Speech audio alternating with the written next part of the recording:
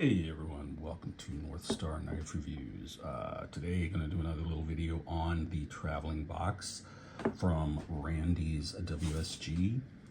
Again, I assume that most of you who are watching this are familiar with Randy.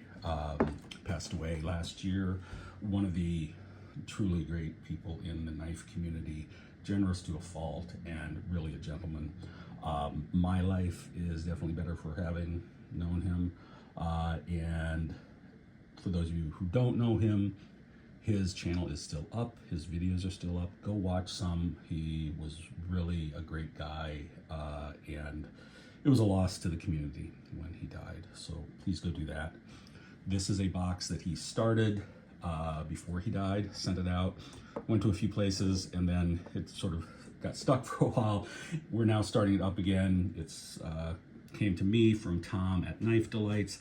I am sending it on to Bubba's EDC, and then it's going on to a few other channels. I'm gonna, in the description, I will list all of the channels where it has been and where it's going, so you can click on them, go to their channels if you're interested, and then it's gonna end up with Sean at Watch City Knives.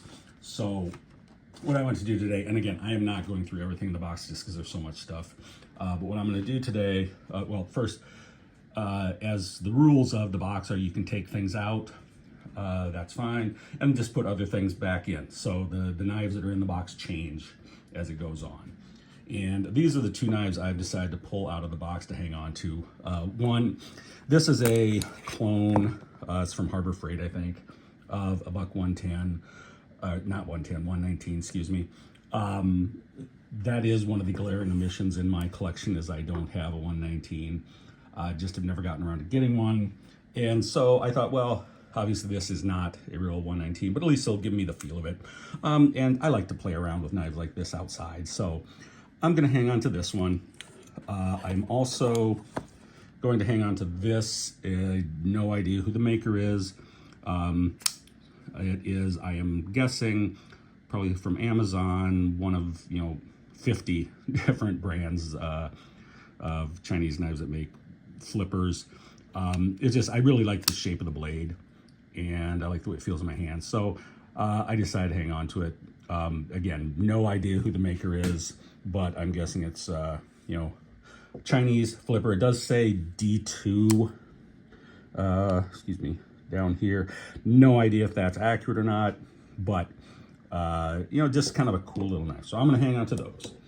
Then what I am putting in, and I'll just show you briefly the knives I'm putting in, and then a little bit of the swag I'm putting in, just so the people who are getting it know what the heck it is. But for knives, first, this is just a little Ozark Trail lockback, kind of cool though. So that will go in. Then this, oops, didn't get it flipped out right. There we go. This is a little San Remo. I'm a big fan of San Remo. They are the OEMs for Boker Plus and Rake knives, and they do a really good job. This is a cool little knife, I think, and I'm hoping that somebody else will get it and use it more than I have. It's one of those knives that I have and I like, but I just don't carry it that much. Then I'm going to throw in a fillet knife. For anybody who might be a fisherman down the line, this Milk Ridge, I think it's a decent fillet knife. It is a little stiffer than some, so good for larger bony fish. But I think hopefully that will be something somebody gets some use from. And then I'm going to throw in a neck knife because I like neck knives. This happens to be a Draconator. Just a little neck knife, little Tonto style. Like I say, I like neck knives.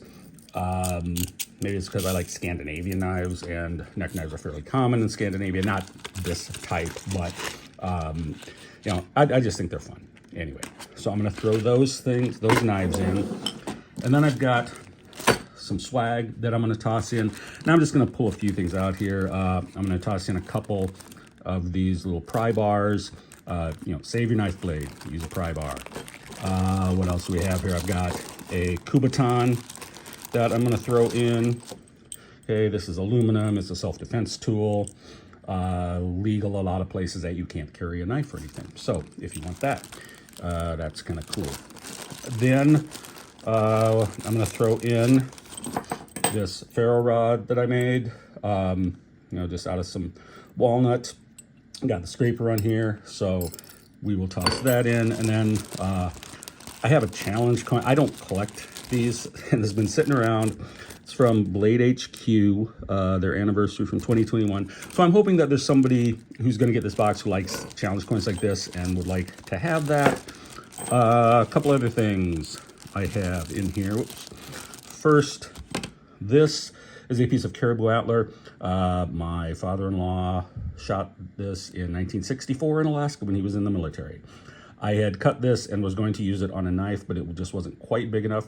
So then I was going to use it for a lanyard bead, but then I thought, you know, maybe somebody else would like to use it for lanyard beads. So that's what this is, if you're looking through. And then a little thing from Marbles. You know, you got some paracord, you got a cap lifter or here, you've got a can opener, little hex wrenches, that. So just a little tool that you know, might be useful for somebody as well. So I'm going to toss all that stuff in. I'm hoping to get the box out by Saturday to Bubba. I don't know for sure if that's going to happen, but that's my goal. And then I'll email him when I do get it out. But just wanted to let you see some of the stuff that was in there that I'm keeping, some of the stuff that I'm putting in. And hey, I hope that Bubba and everybody down the line gets as much fun out of this as I did when I got to look through this stuff. You guys have a great day. I'll catch you next time.